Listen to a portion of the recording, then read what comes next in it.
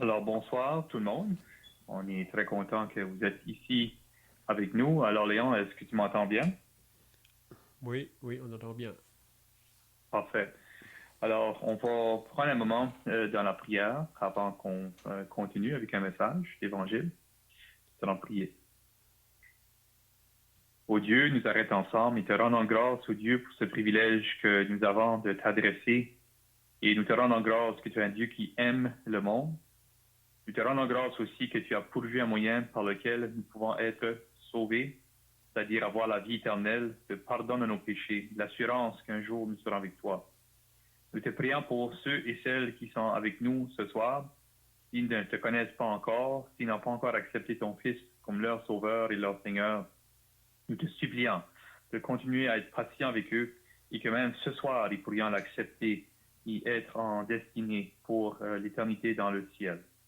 Nous te prions ces choses, ô Dieu, sois avec nous. Nous te prions dans le Seigneur Jésus. Amen. Alors, nous allons faire 3 lectures dans la parole de Dieu pour un verset très bien connu.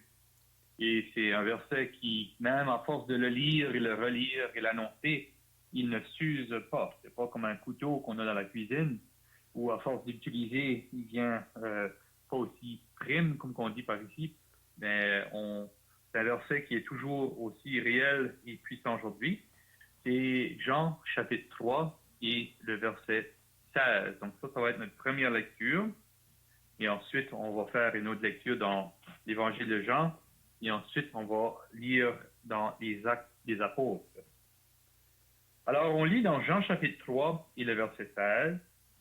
Car Dieu a tant aimé le monde, il a donné son Fils unique, afin que quiconque croit en lui ne périsse point, mais qu'il ait la vie éternelle. Nous allons le relire. Car Dieu a tant aimé le monde, qu'il a donné son Fils unique, afin que quiconque croit en lui ne périsse point, mais qu'il ait la vie éternelle. Ensuite, tournons ensemble dans Jean au chapitre 6, si vous avez votre Bible avec vous. Jean chapitre 6 et le verset 47. Là aussi, c'est un verset très bien connu. En vérité, je vous le dis, celui qui croit en moi a la vie éternelle. Alors, il est évident qu'il n'y a pas de mots compliqués dans ce verset ici. C'est assez simple. On lit en vérité, ou Amen, Amen. Je vous le dis, celui qui croit en moi a la vie éternelle. Maintenant, allons dans les Actes des Apôtres, au chapitre 8. Là, on va lire à propos d'une histoire d'un monsieur, un Éthiopien, un Africain, qui a quitté l'Éthiopie pour aller à Jérusalem. Et on voit qu'il rencontre Philippe sur son chemin. Alors, c'est dans Actes au chapitre 8 et le verset 26. Donc, c'est plus ou moins un long récit. Là, on va lire quelques versets. On lit au verset 26, un ange du Seigneur s'adressant à Philippe lui dit, lève-toi et va du côté du midi sur le chemin qui descend de Jérusalem à Gaza. Donc, ça, c'était un chemin qui était fréquenté beaucoup par ceux qui voyageaient entre le continent africain et Jérusalem. Celui qui est désert, il se leva et partit. Donc, on voit que Philippe a obéi. Et voici un Éthiopien, un eunuque, ministre de Candace, reine d'Éthiopie, donc c'était pas n'importe qui. On voit qu'il était surintendant de tous ses trésors, venu à Jérusalem pour adorer. Se retournait assis sur son char et lisait le prophète Ésaïe. L'Esprit dit à Philippe, avance et approche-toi de ce char. Philippe accourut et entendit l'Éthiopien qui lisait le prophète Ésaïe et lui dit, comprends-tu ce que tu lis? Il répondit, comment le pourrais-je si quelqu'un ne me guide? Il invita Philippe à monter et à s'asseoir avec lui. Le passage de l'Écriture qu'il lisait était celui-ci. Il a été mené comme une brebis à la boucherie, et comme un agneau muet devant celui qui le tond. Il n'y a point ouvert la bouche. Dans son humiliation, son jugement est élevé, et sa postérité, qui la dépeindra? car sa vie a été retranchée de la terre. Ensuite, on lit, l'eunuque dit à Philippe, je te prie, de qui le prophète parle-t-il ainsi? Est-ce de lui-même ou de quelqu'un d'autre? Alors Philippe, ouvrant la bouche, et commençant par ce passage, lui annonça la bonne nouvelle de Jésus. Comme ils continuaient leur chemin, ils rencontrèrent de l'eau, et l'eunuque dit, voici de l'eau, qu'est-ce qui empêche que je ne sois baptisé? Philippe lui dit, si tu crois de tout ton cœur, cela est possible. L'eunuque répondit, je crois que Jésus-Christ est le Fils de Dieu. Et alors on voit que cet homme-là a été baptisé par Philippe et qu'il est retourné de nouveau chez lui en Éthiopie. Alors ça va suffire pour nos lectures et on prie que Dieu a déjà béni la lecture de sa parole. Alors le titre de mon message aujourd'hui, c'est « Être sauvé, c'est simple, mais difficile ». Je n'ai pas dit être sauvé, est-ce que c'est simple ou difficile? Mais plutôt, j'ai dit être sauvé, c'est simple, mais difficile, et je vais m'expliquer dans les minutes qui suivent. Mais avant qu'on aille dans Jean chapitre 3 et Jean chapitre 6, je voudrais juste qu'on considère ce récit qu'on a lu à propos de cet homme-là. Il y a des choses qui caractérisaient cet homme-là. Cet homme-là, on voit à la fin, il a été sauvé. Mais je m'intéresse à ce qui est arrivé avant qu'il a été sauvé. Puis les 5 choses qui m'intéressent, c'est ceci. 1, cet homme-là avait un intérêt. Il avait un intérêt pour les choses de Dieu. Parce qu'on voit, il a pris, on pourrait dire, la peine, le voyage, d'aller d'Éthiopie jusqu'à Jérusalem. Il n'y avait pas de voiture. Le char dont ça mentionne ici, c'était pas un Land Rover. Là. C'était une caravane, on ne sait pas exactement avec quoi c'était tiré, des chevaux, ainsi de suite. Mais ça prenait du temps. Je ne sais pas combien de kilomètres il a voyagé pour se rendre là. Il n'a pas pris l'avion, ça a pris du temps, ainsi de suite. Alors, il a pris le temps de se rendre à Jérusalem. Puis on voit ici, c'était expressément pour adorer. Donc, il y avait un intérêt dans les choses de Dieu. Il s'intéressait à connaître Dieu. Je pose la question, est-ce que vous avez un intérêt de connaître Dieu? J'assume que oui, parce que vous êtes ici ce soir, donc c'est bon. Une deuxième chose qui le caractérise, cet homme-là, on voit qu'il y avait un intérêt dans la parole de Dieu. Donc, non seulement à connaître Dieu, on voit qu'il lisait. Et pour avoir à l'époque la parole de Dieu, c'était en réalité un luxe, parce que ça coûtait très cher. Donc, on voit que cet homme-là avait entre ses mains le rouleau du prophète Ésaïe. Et on voit, il lit une parole dans Ésaïe au chapitre 53, et je vous encourage fortement d'aller lire ce passage-là. C'est un passage qui a été écrit environ 740 ans avant la venue de Jésus-Christ. Puis ça parle clairement de sa venue. C'est une parole prophétique de la mort, de la crucifixion, de la venue du Seigneur Jésus-Christ, avec des détails très, très, très, très clairs. Alors, il lit ça, mais il ne comprend pas le passage. Il lit, mais il ne comprend pas. Alors, la troisième chose qui caractérise cet homme-là, c'est qu'il y a des questions. Alors, c'est bon d'avoir des questions. Par exemple, où est-ce que je vais aller après ma mort? Qui est Jésus-Christ? Pourquoi j'ai le péché en moi? Pourquoi je fais ces choses-là? C'est bon de s'interroger sur ces choses-là. Alors, cet homme-là, lui, les questions, il voulait comprendre la parole de Dieu. Puis j'assume que vous aussi, vous avez des questions. C'est bon, ça. Emmenez vos questions au Seigneur, parce que lui, c'est celui qui peut répondre. C'est vrai que d'autres personnes peuvent vous aider. La parole de Dieu aussi va vous aider. Mais c'est très important de se demander ces questions-là. Moi aussi, je me demandais plusieurs questions lorsque je grandissais, puis juste avant que je sois sauvé. Puis j'ai trouvé beaucoup de mes réponses dans la parole de Dieu. Alors, cet homme-là se questionnait. Troisième chose, cet homme-là était prêt à demander de l'aide. Parce qu'on voit, il dit qu'il ne comprend pas. Donc, comprends-tu ce que tu lis? Philippe dit ça. Il répondit, comment le pourrais-je si quelqu'un ne me guide? Il invita Philippe à monter et à s'asseoir avec lui. On lit ça au verset 30 et 31. Alors, il demandait de l'aide. Alors, si jamais vous avez des questions concernant être sauvé, devenir chrétien, la parole de Dieu, donc, n'hésitez pas à demander de l'aide. Assurez-vous de demander de l'aide à des bonnes personnes qui connaissent la parole de Dieu, mais demander de l'éclaircissement. Moi, quand j'ai commencé à lire la parole de Dieu, il y a un verset qui m'a interpellé beaucoup, c'est que vous connaissez probablement, frappez et l'on vous ouvrira, demandez et vous recevrez, ainsi de suite.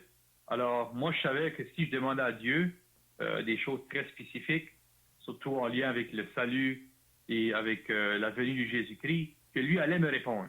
Et Dieu n'était pas un menteur, et Dieu était fidèle.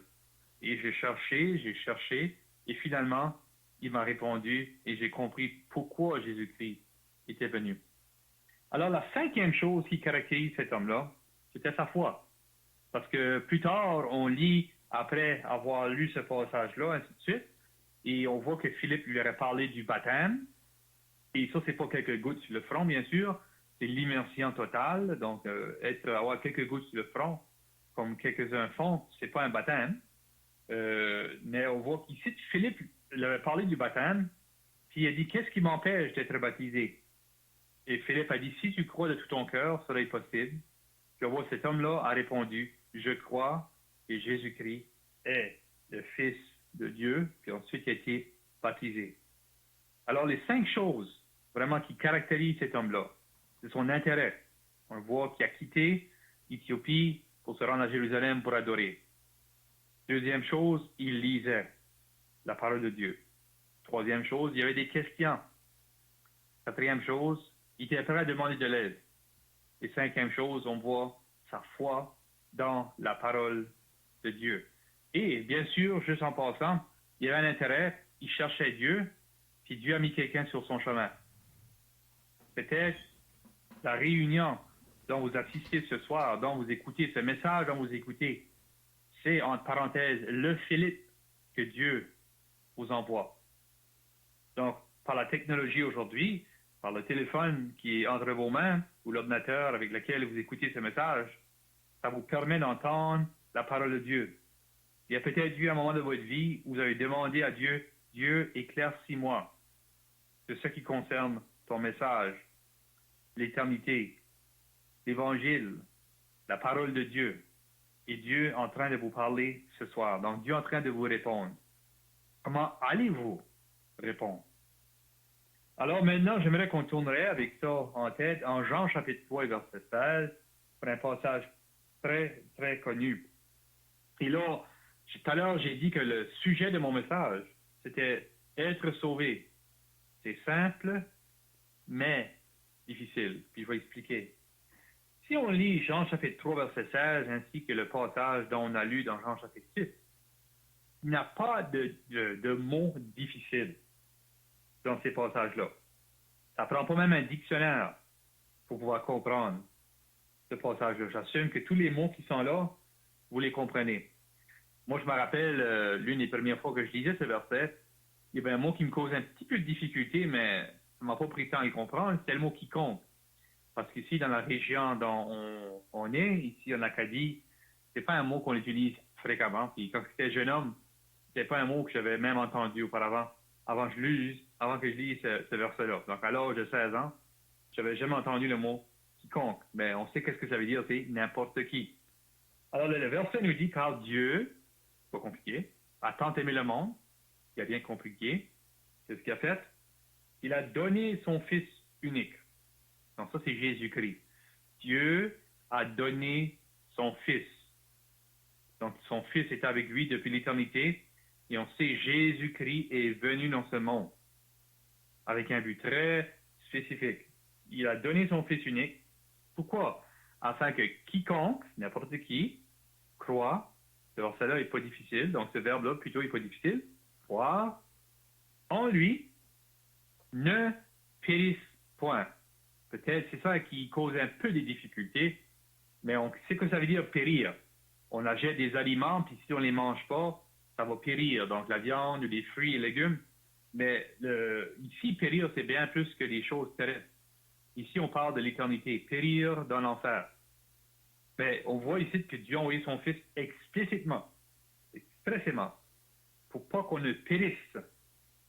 C'est-à-dire, par nature, on périt. Et parce qu'on est pécheur. Donc ça, il faut que ce soit clair, ça.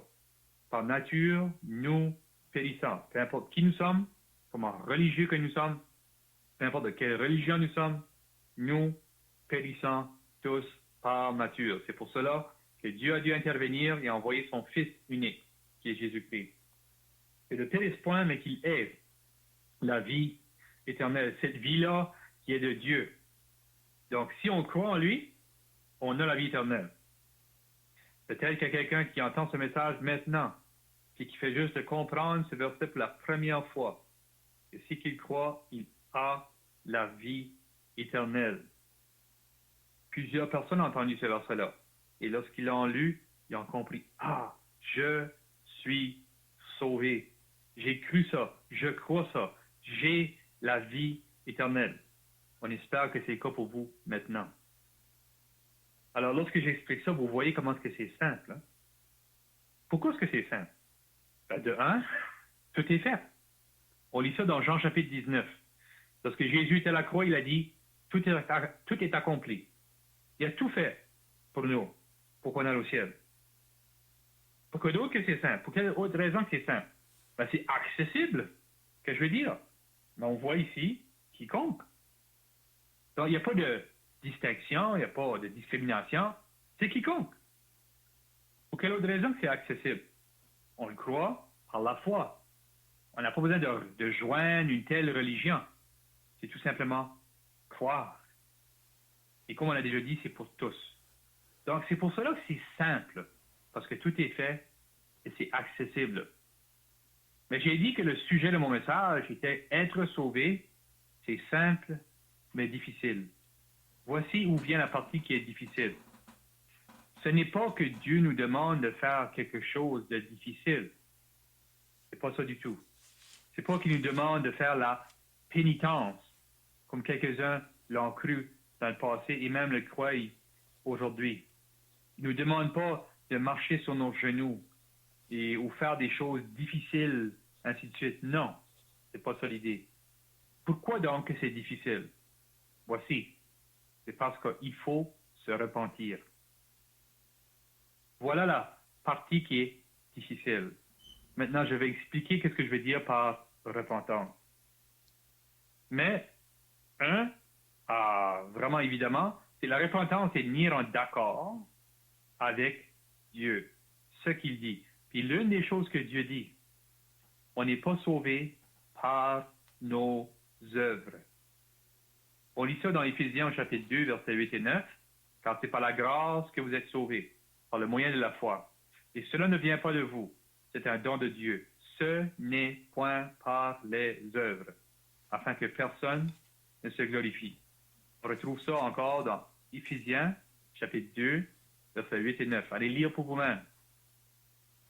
Peut-être vous croyez que vous êtes sauvés parce que vous êtes d'une telle religion, parce que vous avez été baptisé, parce que vous chantez dans le choral, parce que, moi, je ne suis pas aussi pire que ça. Je suis un bon garçon, une bonne fille, un bon homme, bonne femme, j'aide mon prochain. C'est toutes des bonnes choses. Mais peut-être vous vous fiez sur ça pour être sauvé. La parole est claire. Plusieurs versets le disent clairement. Nous ne sommes pas sauvés par les œuvres. Alors, pour plusieurs, pourquoi est-ce que c'est difficile d'être sauvé? C'est parce qu'ils tiennent ça comme raison pourquoi elles sont sauvées. Ils se fient sur qui ils sont, d'où ils viennent, qu'est-ce qu'ils ont fait, qu'est-ce qu'ils n'ont pas fait. C'est ça que les autres pensent que c'est être sauvé parce qu'ils sont une bonne personne. Cher ami, ça c'est un mensonge du diable. On ne peut rien faire pour être sauvé. Alors pourquoi est-ce que c'est difficile? Parce qu'on a la difficulté à accepter qu'on ne peut rien faire pour être sauvé. Quelle est la raison pourquoi c'est difficile? La repentance, ça veut aussi dire qu'il faut reconnaître qu'on est pécheur. Alors, il faut avoir une haine de notre péché. Plusieurs aiment leur péché. Si on continue à lire dans Jean chapitre 3, on voit que les gens préfèrent les ténèbres à la lumière. Ils préfèrent demeurer dans l'état où ils sont. C'est pour ça que c'est difficile, parce qu'ils aiment ces choses-là. Cher ami, lorsque quelqu'un est sauvé, il reconnaît que son péché, c'est terrible, puis Dieu n'aime pas ça. Il se repent de ses péchés. Moi, j'ai reconnu ça le 11 mai 1993 à Chédiac à l'âge de 17 ans. J'ai reconnu que ce que je faisais était abominable devant Dieu. Dieu haïssait ces choses-là. Je me suis repenti de ces choses-là. Et j'ai cru au Seigneur Jésus-Christ. Et j'ai été sauvé. Alors, une autre chose par rapport à la repentance, c'est aussi reconnaître qui il est. Donc, Jésus-Christ n'est pas juste un homme. Jésus-Christ est le Fils de Dieu. Jésus-Christ est le Créateur du ciel et de la terre. Jésus-Christ est depuis l'éternité. Il y a peut-être des personnes qui écoutent à ce message présentement, ou même qui écouteront à ce message dans le futur. Puis en entendant ces paroles-là, peut-être dans votre esprit, c'est blasphématoire de dire qu'un homme est le Fils de Dieu, qu'un homme est Dieu lui-même. Il est Dieu. C'est pour ça que j'ai voulu lire dans Jean au chapitre 6, nous, ce que ça dit, en vérité, je vous le dis, celui qui croit en moi a la vie éternelle. Alors, il faut vous repentir même de la manière dont vous voyez la personne du Seigneur Jésus-Christ. Autre raison pourquoi c'est difficile. Mais vous savez, le monde aujourd'hui, si Jésus-Christ viendrait dans ce monde aujourd'hui, on le crucifierait encore. Le monde est contre Christ. Et lorsqu'on n'est pas sauvé, on marche dans le train de ce monde, dans ce courant ici qui nous emmène avec toute sa philosophie, ses pensées, ses péchés et ainsi de suite. Alors, c'est difficile à lâcher ces choses-là. Vous voyez, lorsque le Seigneur Jésus-Christ est ici, il appelait des personnes à le suivre. Hein? Ça, c'est une chose qui est difficile, à suivre Jésus. On peut dire que croire en lui, c'est une chose facile. De suivre, c'est une chose difficile. Êtes-vous prêt? Êtes-vous prête à le suivre? À le croire? C'est pas facile pour plusieurs personnes de quitter tout et le suivre. Les gens qui avaient le prestige dans ce monde ici, les gens qui se fiaient sur leur religion, ils réalisaient, c'est rien du tout ça. Ils le suivaient. L'apôtre Paul était un homme très éduqué, très puissant. Il a quitté tout. Il a regardé toute son éducation, son arrière-plan, là où il venait comme famille, ses œuvres. C'est-à-dire qu'il a regardé ça comme de la boue. Donc, on voit ça dans Philippiens au chapitre 3. Pourquoi? Afin qu'il gagnait Christ. Donc, lui a suivi le Seigneur Jésus. Peut-être pour d'autres personnes, ce sont les richesses, donc vos biens matériels qui vous retiennent. Vous savez, toutes ces choses-là sont bonnes en soi, peuvent être bonnes en soi, je devrais dire plutôt, mais ces choses-là ne sont que pour la terre. Nous n'emmenons pas les richesses que nous avons accumulées ici-bas au ciel. Donc, lorsqu'on a enterré les richesses, il reste ici. Même l'homme le plus riche, donc cette semaine, on a vu que Elon Musk, lui, qui a fait la voiture Tesla, est devenu l'homme le plus riche au monde à titre de, je crois, 190, presque un milliard. Donc, il est même plus riche que le propriétaire d'Amazon, qui a 170 milliards. Donc, des hommes très, très riches. Mais autant riches qu'ils sont, lorsqu'ils vont mourir, ces richesses-là vont rester ici-bas, sur la terre. Alors, pourquoi est-ce que c'est difficile? Ben, ça, c'est beaucoup de raisons. C'est difficile à comprendre ou à accepter qu'on n'est pas sauvé par nos œuvres. C'est difficile d'être sauvé parce qu'on aime le péché. C'est difficile d'être sauvé parce qu'on a la difficulté à reconnaître qui il est. Peut-être c'est le monde qui vous attire. Peut-être vous tenez sur vos richesses, votre prestige ou autre. C'est difficile en soi à suivre le Seigneur Jésus-Christ. Alors, c'est pour ça que j'ai dit au tout début que être sauvé, c'est simple, comme on a lu. Parce que pourquoi? Parce que tout est fait. C'est accessible à tous. Alors, ce soir, je veux que vous posiez cette question, puis que vous soyez honnête. Est-ce que vous êtes sauvé? Sinon, qu'est-ce qui vous empêche? Parce qu'être sauvé, c'est simple. Mais oui, c'est difficile. Mais sachez que si vous cherchez, comme cet eunuque dont on a lu, à trouver le Seigneur, à être sauvé, Dieu va se révéler à vous. Jésus-Christ, vous allez comprendre pourquoi il est venu. Et lorsque vous allez croire en lui, vous allez avoir la paix et la certitude que vous serez avec lui pour toujours dans le ciel, pour l'éternité. Vous aurez le pardon de vos péchés. Même le Saint-Esprit de Dieu viendra habiter en vous pour vous donner de l'aide à vivre pour lui, pour vous enseigner. Et là, vous pourrez vraiment, réellement suivre le Seigneur Jésus-Christ. ici-bas, jusqu'à votre mort ou jusqu'à ceux qui reviennent nous chercher. Alors, c'est tout ce que je veux dire. On espère que ces paroles-ci ont pu vous aider à réfléchir. Puis s'il y a quelqu'un parmi nous qui écoute ce message, qui n'est pas encore sauvé, on vous supplie de crier à lui et être sauvé, parce que demain ne nous appartient pas. Beaucoup de choses peuvent arriver d'ici à demain. Alors, on vous supplie que tous ceux qui entendent ce message soient sauvés. Que Dieu bénisse sa parole.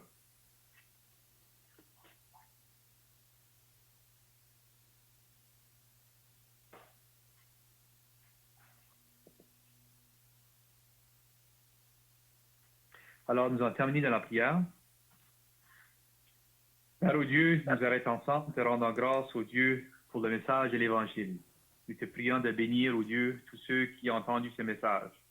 Nous pensons que l'Évangile, être sauvé, c'est simple mais difficile. Nous te prions d'enlever, au Dieu, les choses qui empêchent les personnes d'être sauvées. Nous nous remettons entre tes mains pour cette soirée, te prions de bénir tous ceux qui entendent ce message. Nous te prions, Seigneur Jésus. Amen. Amen.